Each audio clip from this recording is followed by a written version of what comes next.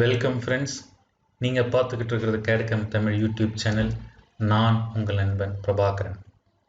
Dimension and டாலரன்ஸில் நம்ம பார்த்துக்கிட்டு இருக்கிறது recommended fit and that recommended ஃபிட்டை எப்படி நம்ம சூஸ் பண்ணி எடுக்கிறது அப்படின்றத நம்ம லாஸ்ட் வீடியோவில் பார்த்தோம்.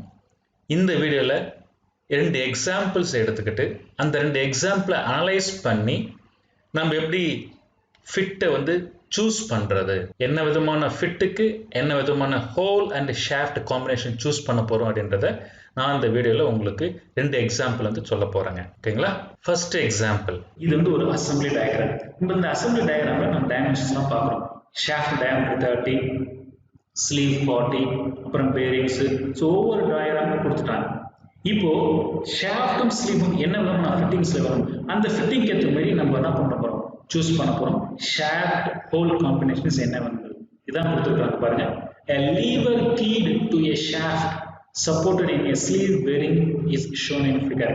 The fit between the mating parts are described below. Right. இந்த டயகிராம்ல இது ஷாஃப்ட், ஓகேங்களா? சோ இது ஸ்லீவ், பேரிங் பிளாக், இது லீவர். சோ இப்போ பார்த்தீங்கன்னா ஃபர்ஸ்ட் காம்பினேஷன் ஷாஃப்ட்டுக்கும் ஸ்லீவுக்கும் இருக்க காம்பினேஷன் பார்த்தீங்கன்னா normal running fit between the shaft and the sleeve. ஷாஃப்ட்டுக்கும் ஸ்லீவுக்கும் ரன்னிங் ஃபிட் இருக்கணும், அதாவது ஷாஃப்ட் சுத்தணும். அடுத்து பார்த்தீங்கன்னா ஸ்லீவுக்கும் பேரிங் பிளாக்குக்கும் light press fit between the sleeve and block, அதாவது பிரஸ் பண்ணி ஸ்லீவ் உள்ள போனா போதும். அதுதான் ஸ்லீவுக்கும் பிளாக்குக்கும் இருக்கக்கூடிய combinations. Light keying fit between the shaft and the lever. So the shaftக்கும் leverக்கும் என்ன விதமான ஃபிட் இருக்கணும்னா கீ, அதாவது கொஞ்சம் பிரஸ் பண்ணி ஏற்ற வேண்டும். ஸோ இப்போ இந்த காம்பினேஷன்ல நம்ம என்ன பண்ணணும், டயாமீட்டர் தெரியும், ஸோ என்ன விதமான ஃபிட்ன்றது தெரியும். இப்போ இதுக்கு என்ன காம்பினேஷன் சூஸ் பண்றது இப்போ பார்த்தீங்கன்னா நம்மளுக்கு ஏற்கனவே தெரியும். இது ஜெனரலான ஒரு டேபிள். இந்த டேபிள்ல நம்மளுக்கு ஒவ்வொன்றும் பார்ப்போம்.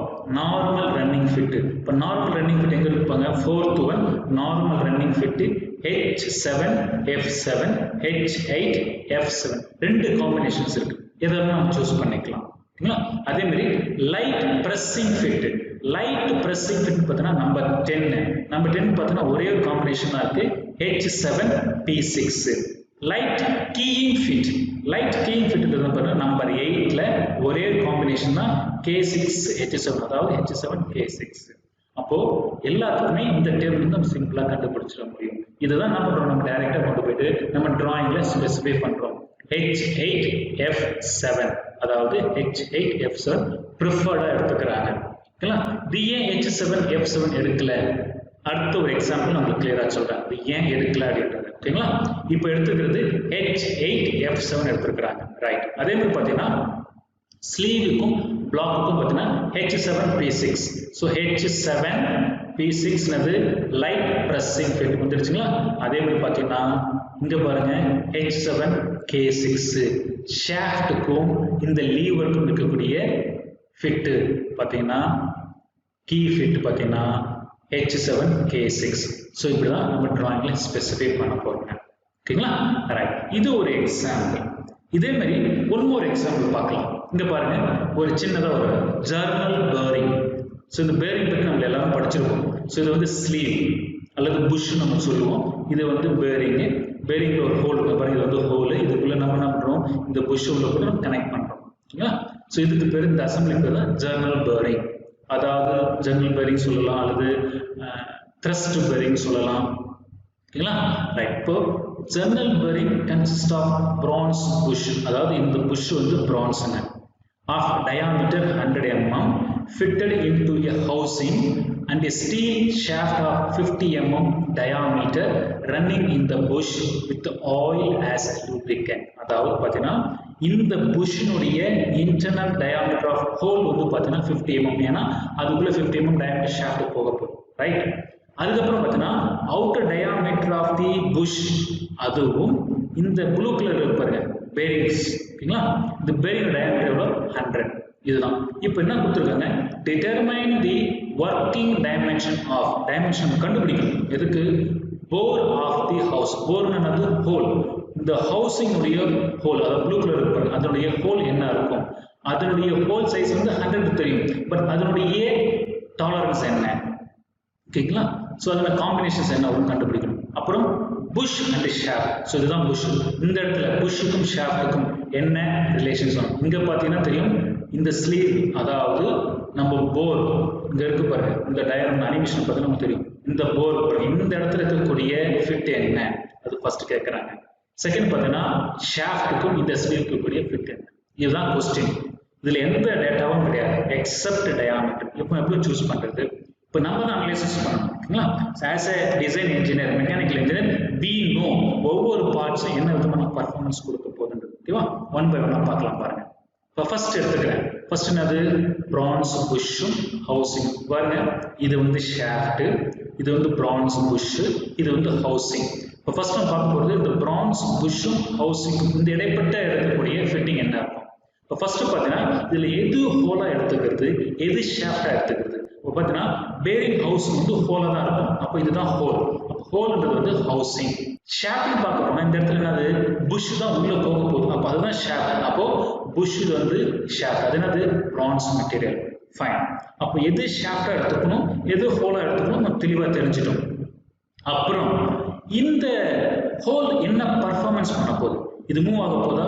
இல்லை, ஸ்டேஷனரியா அதே இடத்துல தான் இருக்க போகுது, வேற ஒன்றும் பண்ண போகிறது கிடையாது. So this whole component or whole feature will not move or rotate. இது வந்து ஸ்டேஷனரி, ஸ்டெடியா இருக்கும், ஐடியலா இருக்கும், எதுவுமே ஆகா, ஓகேங்களா? அடுத்தது ஷாஃப்ட் பாருங்க. இந்த ஷாஃப்ட் என்ன ஆகும்? இதுவும் சுத்தாது, இதுவும் மூவ் ஆகாது, டைட்டா போய் இந்த ஹோலோட இந்த புஷ் வந்து டைட்டா ஒட்டிக்கணும் இல்லையா? அப்ப அதுதான் அதோட பர்ஃபார்மன்ஸ். ஸோ இந்த புஷ்ஷும் மூவ் ஆகாது, ரொட்டேட் ஆகாது. பட் ஒரு கண்டிஷன், சப்போஸ் நாளைக்கு சர்வீஸ் பண்ணணும்னா அந்த புஷ் எடுக்கிற மாதிரி இருக்கும். ஸோ இட் கேன் பி டிஸ்மேண்டலபிள், ரிமூவபிளா இருக்கும். இது ஒரு கண்டிஷன். அப்போ இந்த ஹவுசிங்குடைய கண்டிஷன் என்ன, இந்த பிரான்ஸ் புஷ்ஷுடைய கண்டிஷன் தெரிஞ்சிட்டோம்.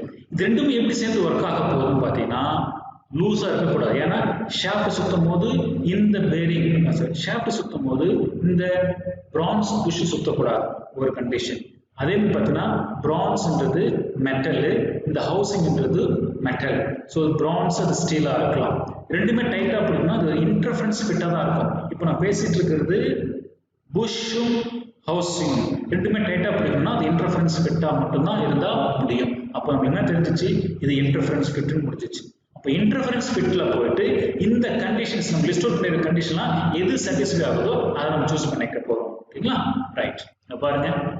ஃபர்ஸ்ட் நான் எடுக்கிறேன் டிசைன் டேட்டா புக் ஆர்எஸ் உரிமையில பார்த்தீங்கன்னா இன்டர்ஃபரன்ஸ் ஃபிட்ல எத்தனை காம்பினேஷன்ஸ் கொடுத்துருக்காங்க, PRS. நான் ஃபர்ஸ்ட் Pல எடுக்கிறேன். என்ன பண்ணுங்க, light press fit with easy dismantling for non-ferrous parts, standard press fit with easy dismantling for ferrous and non-ferrous. ferrous na iron content component easy assemble பண்ண முடியும், disassemble பண்ண முடியும்.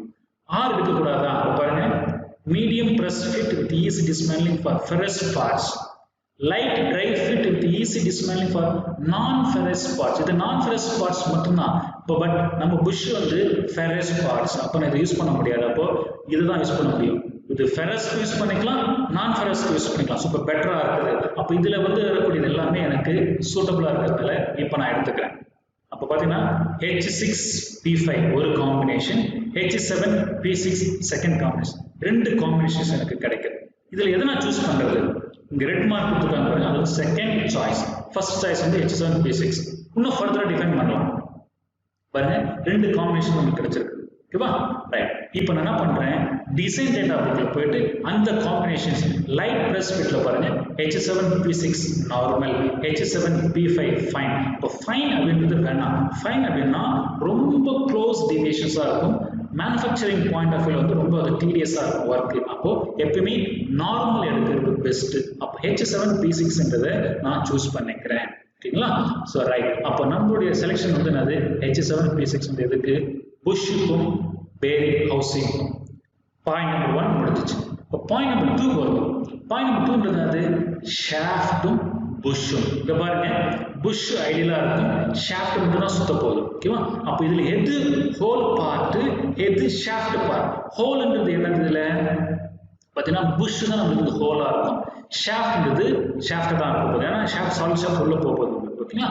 ரைட், அப்போ இந்த புஷ் வந்து எப்படி இருக்க போகுது, மூவ் ஆகக்கூடாது, ரொட்டேட் ஆகக்கூடாது, ஸ்டேஷனரியா இருக்கும்.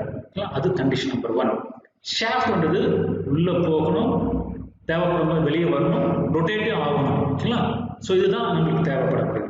இப்போ ரெண்டுமே எந்த காம்பினேஷன் ஒர்க் ஆக பார்த்தீங்கன்னா நடுவில் ஆயில் ஃபீட் பண்ண போறோம்னு சொல்லிட்டோம் நம்ம ஏற்கனவே. அப்போ ஆயில் கேப் இருக்கும். அப்போ ஒரு கிளியரன்ஸ் ஃபிட்டா இருந்தால் மட்டும்தான் ஆயில் உள்ள ஃப்ளோ ஆகும். அப்போ ஷாஃப்ட்டுக்கும் புஷ்ஷுக்கும் நடுவில் கேப் வேணும். அப்போ அது கிளியரன்ஸ் ஃபிட்டு. ஓகேவா? ஷாஃப்ட் வந்து நம்ம கழட்டி அப்பப்போ நம்ம கழட்டி மாட்டுவோம். ஸோ இப்போ அசம்பிள் பண்ற மாதிரி இருக்கணும், டிஸ்அசம்பிள் பண்ற மாதிரி இருக்கணும். ஓகேங்களா? அப்போ ஒரு கிளியரன்ஸ் ஃபிட்டா தான் இருக்கணும். கிளியரன்ஸ்ல என்ன பண்றது, இது ஒரு ரன்னிங் ஃபிட்னு தெரிஞ்சுக்கிட்டோம்.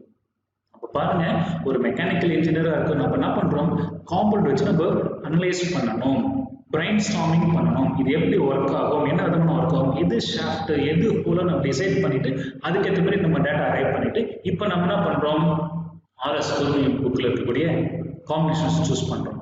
கிளியரன்ஸ் ஃபிட் தெரிஞ்சுக்கிட்டோம்.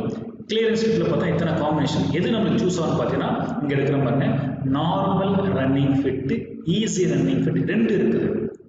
எதை எடுக்கிறது, ஃபர்ஸ்ட் நார்மல் ரன்னிங் ஃபிட் நான் சொல்றேன். widely used for greased lubricated or oil lubricated bearings. Best. Okay.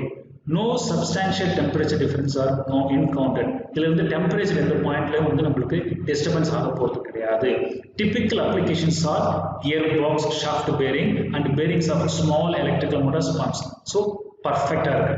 Suppose for example easy running fitல போறோம்னு வச்சுக்கலாம், use for proper lubricated bearings require appreciable clearance. Appreciable clearance clearance அதிகமா இருக்கிறது தான் தேவைப்படுது. இந்த இடத்துல வந்து ஆயிலுக்கோ அல்லது கிரீஸ்க்கு எதுவுமே டிஃபைன் பண்ணல. ஓகேங்களா? ரைட். இந்த ஃபைனர் கிரேட், இது வந்து ஃபைனர் கிரேட் ரொம்ப க்ளோஸா இருந்துச்சுன்னா it may be used as a large electrical motor, heavy electrical motors use பண்ணக்கூடியது. Turbo generated bearings according to the working condition use பண்றது. அப்போ பார்த்தீங்கன்னா ஈஸி ரன்னிங் ஃபிட்டோட நார்மல் ரன்னிங் ஃபிட் தான் பெஸ்ட் சூஸ் பண்ணிட்டோம். அப்போ பார்த்தீங்கன்னா நமக்கு என்னென்ன காம்பினேஷன்ஸ் கிடைக்குது, H6 F6, H7 F7, H8 F8 மூணு காம்பினேஷன்ஸ் கிடைக்குது. இந்த ரெண்டு மார்க்கும் second preference, first preference F7.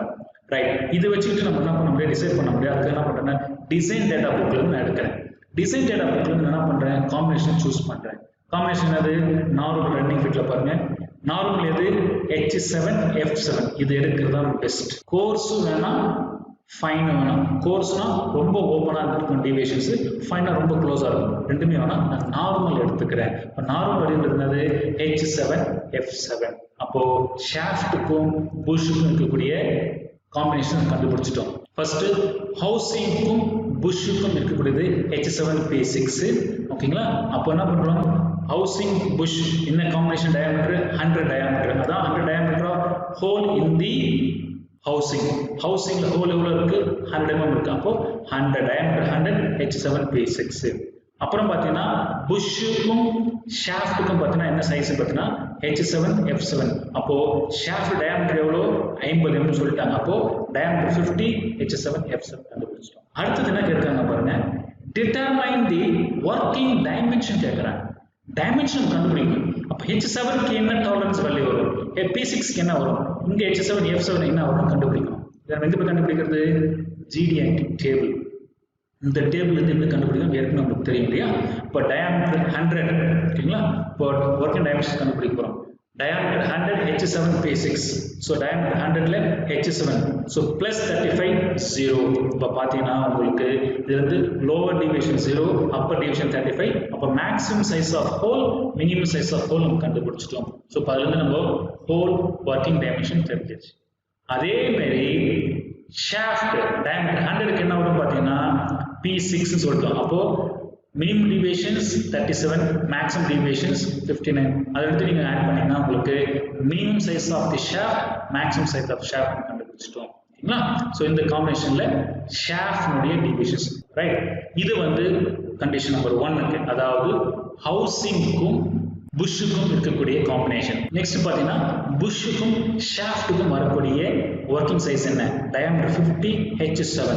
H7 diameter 50 பாத்தீங்கன்னா 0 plus 25.